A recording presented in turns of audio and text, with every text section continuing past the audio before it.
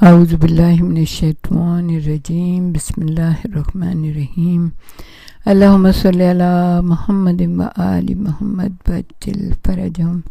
City of knowledge academy سے آپ کی بیوی جان آپ سے مخاطب ہیں۔ امید ہے آپ لوگ بخیر و عافیت ہوں گے۔ اپنا بہت بہت خیال رکھیے گا۔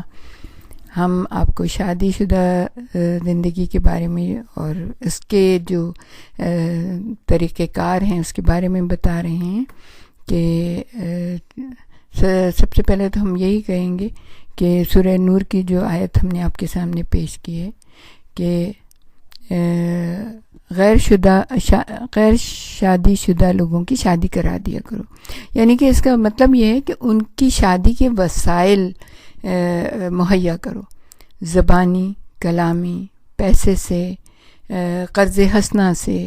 اگر کوئی مشکل ہے، کسی کے بچیاں ہیں اور ان کے جہیز کے لیے تھوڑا بہت جو ضرورت ہوتا ہے اس کے لیے تو کریں، تو اس کے لیے پروردگار عالم نے بہت زیادہ اجر و ثواب رکھا ہے کہ جیسے اگر صرف کوئی بات ہی کرتا ہے، چاہے شادی ہو نہ ہو، رشتہ کروانے کے سلسلے میں، تو بھی اللہ تعالیٰ اسے 1 سال کے روزوں، 1 سال کی نماز شب کا ثواب عطا کرتا ہے۔ اچھا، جو ہم سب اس کار خیر میں حصہ لے سکتے ہیں اور بہت اچھی بات ہے، بہت سارے لوگ لیتے ہیں، اور ہم سب کو یہ نہیں کہ سارا کچھ ہم اپنے ہی اوپر خرچ کر ڈالیں۔ یہ تو ایک بہت ہی عجیب سی بات ہے نا کہ سارا جتنا کھانا ہم نے پکایا وہ ہم نے خود ہی سارا کھا لیا، ایسا تو نہیں ہو سکتا نا۔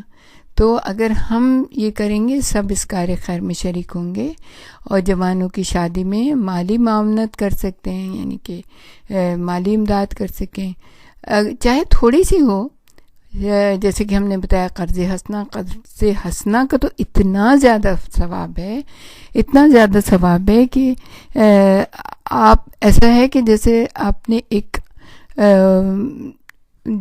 اس وقت کی مثال یہ ہے کہ اونٹ کا ایک چھوٹا سا بچہ لے کے پالا اور پھر وہ جوان ہو گیا، یعنی آپ نے ایک ذرہ رکھا اور وہ پوری پہاڑی بن گئی، یعنی کہ جب تک وہ قرض حسنہ کو واپس نہیں کرتا وہ مسلسل مسلسل مسلسل بڑھتا رہتا ہے اور آپ کو اس کا اجر و ثواب بھی ملتا ہے۔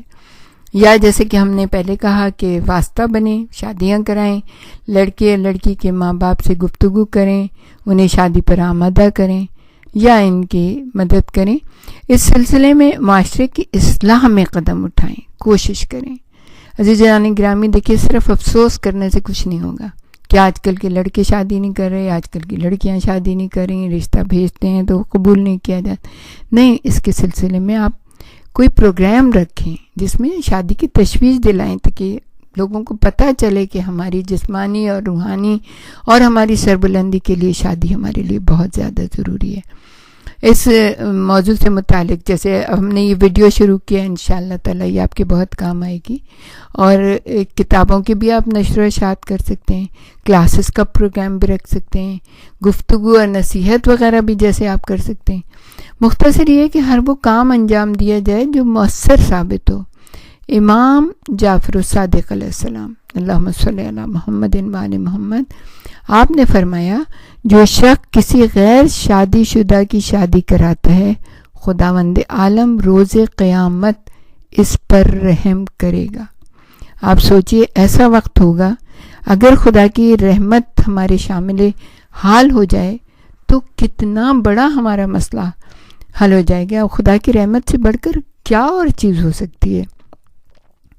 پھر آپ نے ایک اور اپنے اس میں وسائل الشیعہ میں ایک حدیث ہے آپ کی، آپ نے کہا کہ بہترین سفارش اور شفاعت یہ ہے کہ لڑکے اور لڑکی کی شادی کے لیے واسطہ بن کر سفارش کریں، یہاں تک کہ پروردگار عالم ان کی شادی کرا دے۔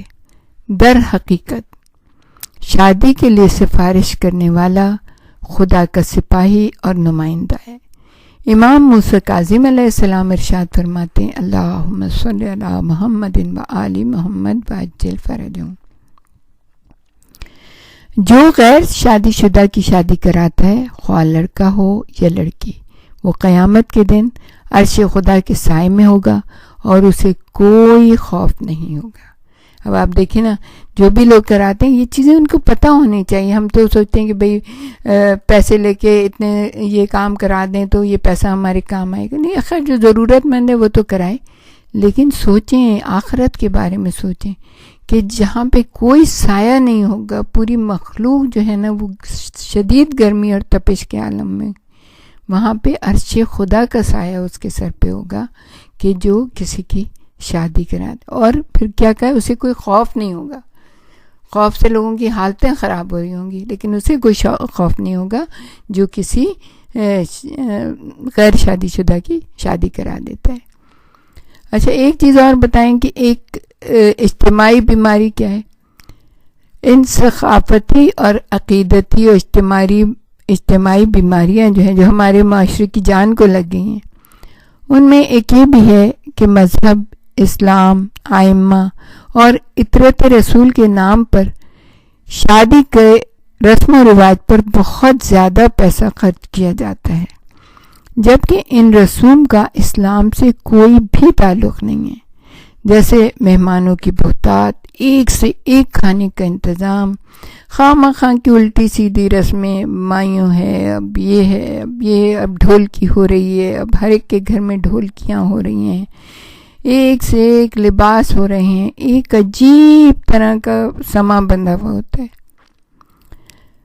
اور اتنا زیادہ یہ ہوتا ہے، اور اس کے اندر آپ سوچیں کبھی کبھی تو خیر لوگ علیحدہ کرتے ہیں، لیکن کبھی ایسا بھی ہوتا ہے کہ مکس پارٹی ہوتی ہے، تو اس کے اندر تو بہت زیادہ حرام نظریں ہوتی ہیں. حرام میں اس میں کوئی قطعی شک نہیں ہے کہ یہ حرام ہیں چیزیں تمام.